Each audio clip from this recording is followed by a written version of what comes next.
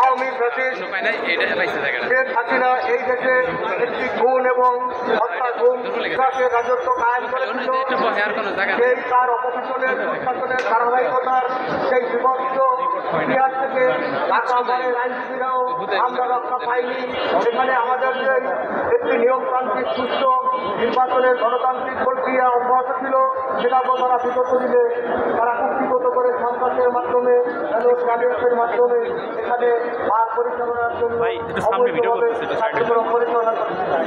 আমরা জাতীয়তাবাদী আইনজীবী ফোরাম ঢাকা বার শাখা অনতিবিলম্বে এই অন্তর্বর্তীকালীন সরকারের কাছে তাদের দ্রুত বিচারের আওতায় আনার জন্য জোরালো দাবি জানিয়ে আপনাদের সকলকে ধন্যবাদ জানিয়ে বক্তব্য শেষ করছি।